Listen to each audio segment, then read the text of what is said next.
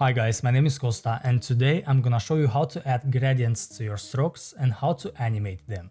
So first I will type something on the canvas like download.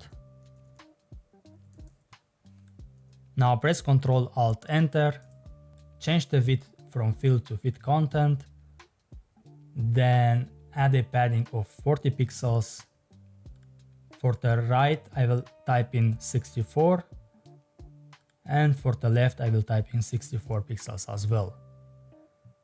Now go to fill and add a white background. Go to radius, type in 200 pixels, and now let's call this button. Press Ctrl Alt Enter to create another stack, then change the width to fit content as well. Add a padding of 8 pixels and the background should be white. So click on fill. Now the radius should be 200 pixels as well and call this stroke. And now press O on your keyboard, create a circle, press Ctrl X and paste this circle inside the stroke. Now change the position from relative to absolute and center it. Select the button, go to styles and click on Z index and type in 2. Now select the frame, the circle that we just created, and call it gradient.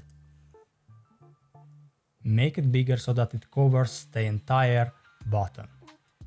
And also make sure that you have this point inside this square right here, so that it's centered and it stays in the center. Now go to fill and change to gradients.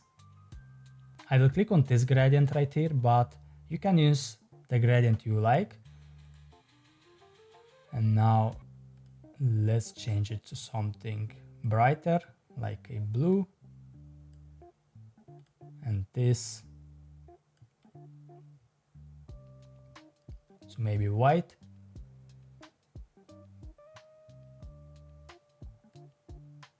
And let's put it somewhere right here.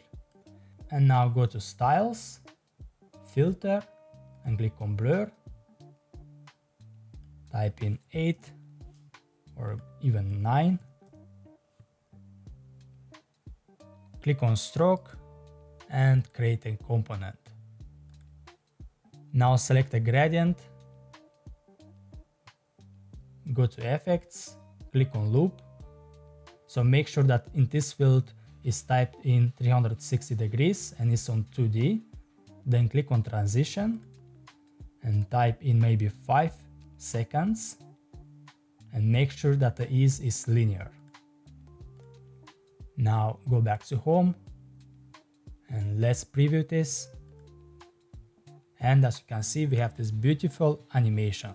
And so if you would like to change, for example, the label, let's click on the label and then go to content and create a new variable. And so let's say I want this to be button. And as you can see, it's completely responsive and it stays the same. So that is it, guys. Thank you so much for watching this video. See you next time.